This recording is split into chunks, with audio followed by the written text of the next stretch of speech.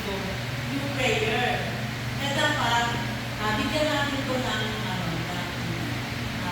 importansya na tayo ay pumunta dito para manalangin.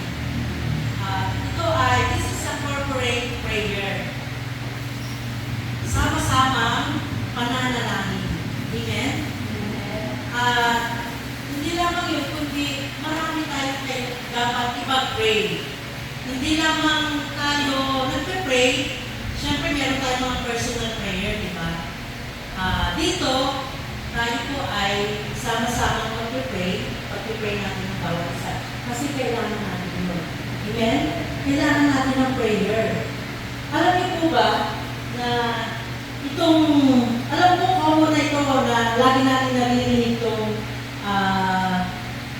verse na babasahin ko ngayon.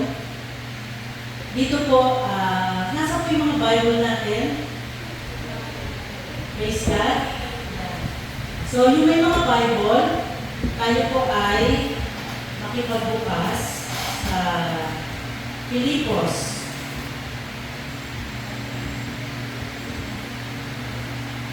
Chapter 4, verse 6. Diba? Lagi na natin itong nababasa o naririnig. Sige po, Filipos chapter 4, verse 6. Nakita niyo na po ba? Basahin ko po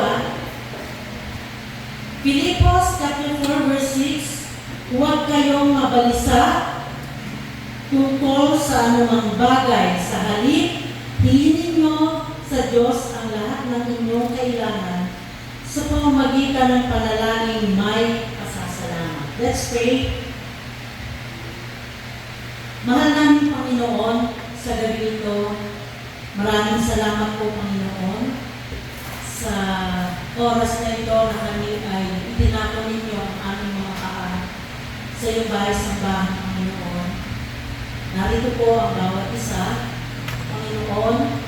At salamat Lord na sa oras na ito, samahan niyo po kami, ang banal na Santo Espiritu, Panginoon, ang siyang panguna sa aming kalapit na Panginoon. At ang iyong mga salita ngayong gabi, nawa ay tumimo sa aming mga puso at isip. At ito, Panginoon, ay magamit namin, may apply namin, O God, sa aming mga buhay, ang iyong mga salita, O God. Salamat po, pagpalain niyo po ang gawain ito, ang oras na ito, Panginoon. Salamat po, Panginoon, sa pangalan ni Jesus. Amen. Praise God. So, ngayon ay gabi ng pananalangin. Amen? Sino po dito yung palaging nananalangin? Yung araw-araw, ilang beses? Siyempre, dapat hindi lang isang beses, di ba? 5 beses. Kasi di ba, 3 times tayo kumakain, di ba, nag-pray tayo. Pag-gising natin, pag-tulog natin. So, lagpas talaga 5 beses, di ba? Sino po? Sino po yung nananalangin ng 5 beses? Wala?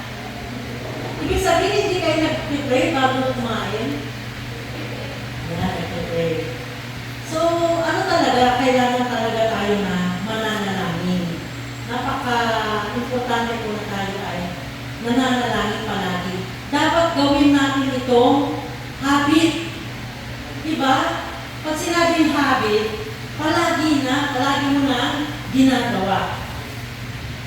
Diba yung mga yung mga player, yung iba't ibang mga player, halimbawa, basketball player. Sino ang nakakakilala kay hindi ako masyado sa sa mga player ng basketball, lalo na sa ibang bansa. Si Stephen Curry. Yan. Alam niyo kung bakit si Stephen Curry ay napakagaling pagdating sa shooting, di ba? Bakit? Kasi lagi siyang nagpa-practice na mag-shoot. Kailangan meron siyang meron siyang average kung siyang maka 2,000 na shooting every practice niya. So, lagi niya yung ginagawa, every practice niya. So, habit yun, di ba? Habit. So, sino naman yung sa swimmer? Sino yung swimmer na magaling? Hindi ko lang kung sino. Alam niyo kung bakit magaling siya bilang swimmer o lagi siyang nananalo? Kasi, every practice niya, kailangan niya mag-practice na mag-swim. Merong oras yun na kailangan niya may goal siya para manalo siya sa pag-swimming. So lahat ng athletes, meron silang habit o meron silang ginagawa palagi para sila ay maabot yung para manalo, no? Para manalo sa palaro na kailangan nilang gawin. Tayo, bilang mga Kristiyano, dapat ganun din. Dapat gawin natin habit ang prayer. Pag-gising, ano ba yung sinasabi natin? Pag-gising natin, di ba nagpapasalamat tayo, nagpipray tayo, nagpapasalamat tayo dahil may bago tayo, panibagong buhay. So dapat habit natin, nung hindi yung ang habit natin pag-gising natin, cellphone agad. Binubuksan agad natin kung ano yung message. May chat sa atin, di ba? Dapat, unahin muna natin yung mag-pray. Pag kumakain tayo, di ba kailangan magpasalamat tayo sa pagkain na ating kinakain sa araw-araw. Kaya dapat gawin natin itong habit. Amen? Praise God. So dito sa binasa ko kanina sa Filipos chapter 4, verse 6. Sabi rito, sino po yung sumulat ng Filipos? Apostol Paul or Pablo. Alam niyo po ba si Pablo, si Apostol Pablo, tagubilin niya ito isa sa mga tagubilin niya sa mga Kristiyano sa Filipos. Alam niyo po ba yung unang-unang niyang tagubilin sa mga taga-Filipos? Kung babasahin niyo yung sa taas ng verse, sabi niya rito, magpakatatag kayo. Isa yun sa tagubilin niya. Magpakatatag kayo sa inyong mga buhay. Kasi, syempre diba, kailangan natin magpakatatag sa mga pagsubok, problema na dinaranas natin. Kasi tayong mga anak ng Diyos, hindi tayo exempted sa mga problema. Kaya isa sa tagubilin ni Apostol Pablo yung magpakatatag. Amen? So, alam niyo naman po yung nangyari na Pastor Rolly, yung pagkamatay ng Pastora Eva. So, hindi gino-gino po yun. Kung nakita nyo kanina yung pagsasalita ni Pastor Rolly, talagang kahit tayo, ramdam natin yung sakit na nararamdaman niya. Kaya, kailangan niyang magpakatatag. Tayo, bilang kapatid, no? Bilang magkakapatid, kailangan din natin i-comfort si Pastor Ronnie. Diba? Dahil baka hindi niya makayanan. So, isa yun sa tagubilin ni Apostol Pablo, ang magpakatatag. Hindi natin magagawa kung wala ang Panginoon. Kailangan natin ng lakas. Amen? Praise God. Pangalawa, ang tagubilin ni Apostol Pablo dito is yung magkasundo. Magkasundo. Kasi nangyayari yan sa loob ng isang congregation, sa loob ng church. Yung minsan nagkakaroon ng tampuhan, diba?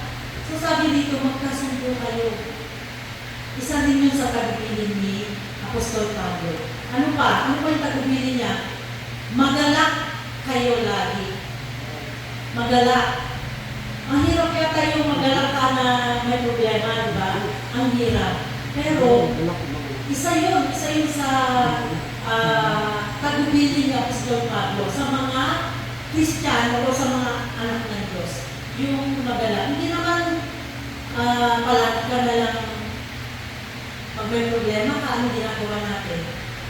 Nagmumukmuk, gusto mo walang kausap, gusto mo doon lang sa isang tabi or sa kwarto mo, ayaw mo makipag-usap, diba ang hirap doon? Kaya sabi ni Apostol Pablo, magalak kayo palagi. At dito, ano yung tagubilin ni Apostol Pablo?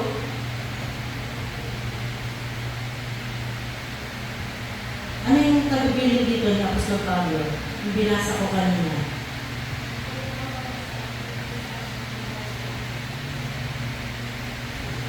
Wait lang po. Ano sabi niya rito? Huwag kayong mabalisa tungkol sa anumang bagay.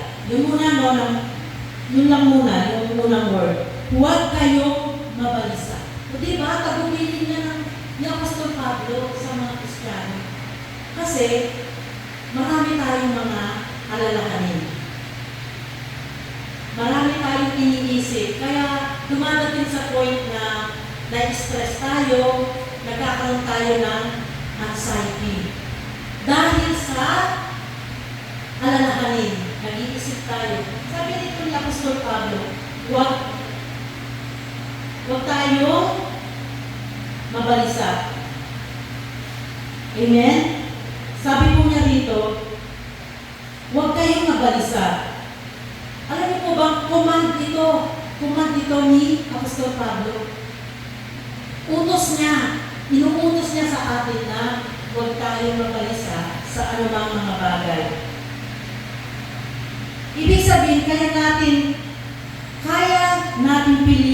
piliin na huwag mag-worry. Yan, nag-worry tayo.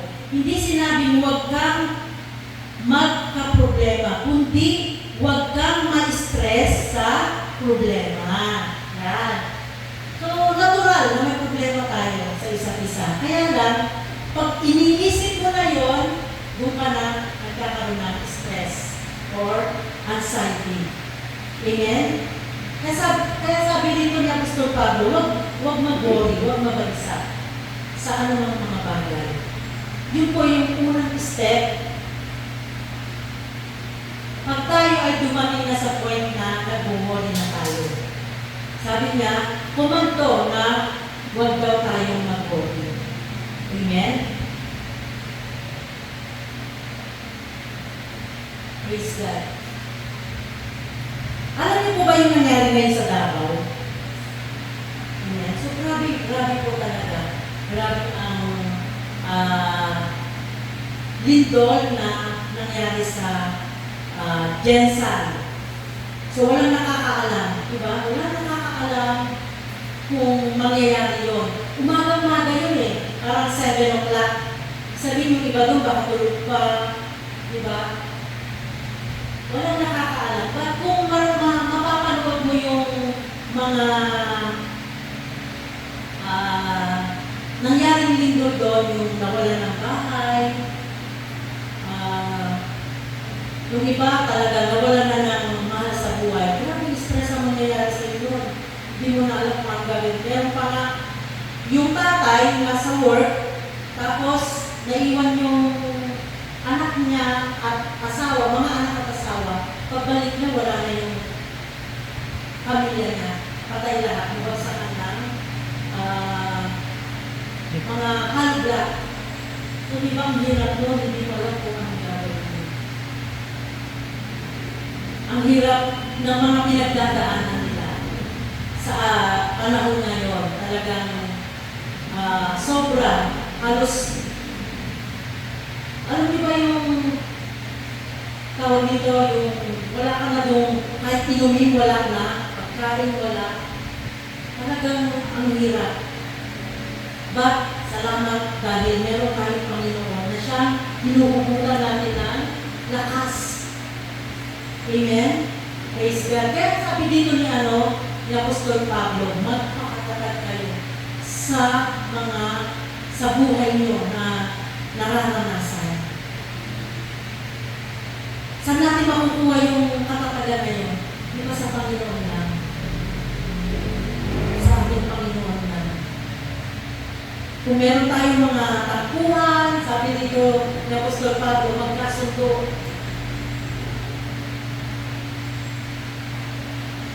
At sabi dito, sabi niya rito, huwag kayong mamalisa.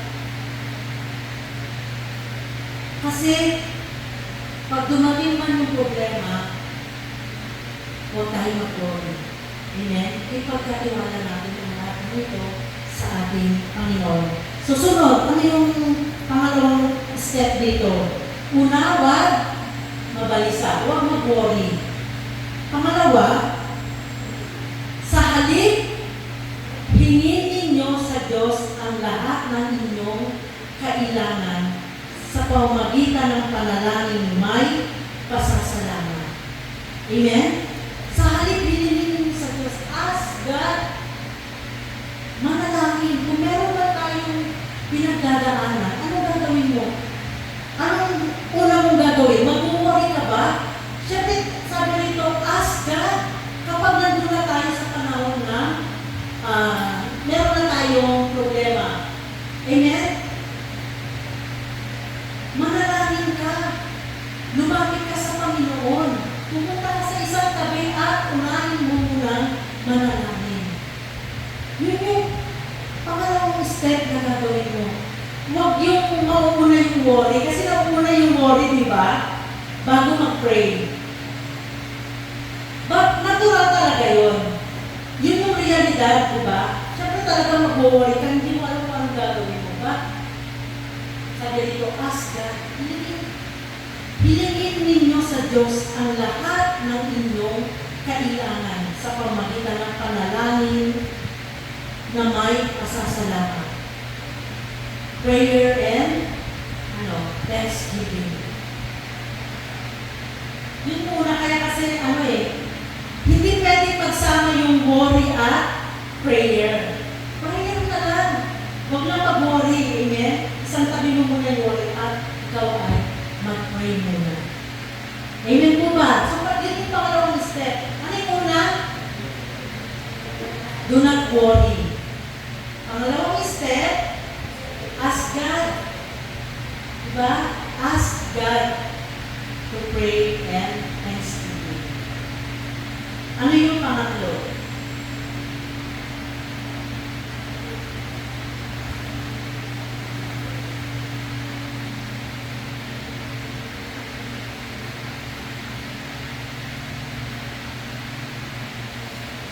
Sa pamamagitan ng panalangin at pasasalamat. Amen? Sabi dito, basahin ko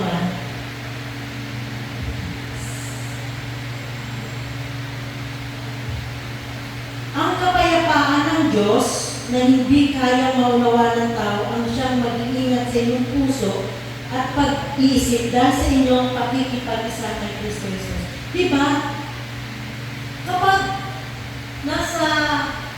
Kapag nagpe-pray ka na, diba, unti-unti, yung pag-aalala mo, yung pag-worry mo, mawawala yun kasi ipagkakaloob sa iyo ng Panginoon yung peace, kapayapaan. Di ba magiging ka na, yung kalmado ka na, makakapag-isip ka na ng maayos. Kasi, nakapag-pray ka na, at nandun na yung presence ng Panginoon na bibigyan ka na kapayapaan. Kasi di ba, kapag nag-worry ka, makakapag-isip ka ba ng maayos? Di ba hindi? Ano ka na dun nag-i-struggle ka? Nag-i-struggle ka na? Ang ano pa naman, minsan tayo, nauuna yung nag-hysterical ba? Or nagkaano na tayo, nag-shake, gano'n. So, hindi ka na makapag-isip. Hindi ka makagawa ng maayos. Kasi nauna na yung worry. Amen? So, kapag nandun ka na sa presence ng prayer, bibigyan ka ng Panginoon ng kapayapaan. Kaya ito yung tatlong step na kailangan natin gawin at hindi dito nawawala yung prayer. Diba? Hindi nawawala. Nandun palagi yung prayer. Hindi nyo ba napapansin? Every time na meron tayong gawain, kagaya kanina, di ba, sa natin, sa fellowship natin, laging nandun yung prayer. Laging nauuna ang prayer. At una at huli, di ba? May opening at may closing. Ganon ka-importante yung prayer. Ganon ka-importante yung prayer natin sa buhay natin.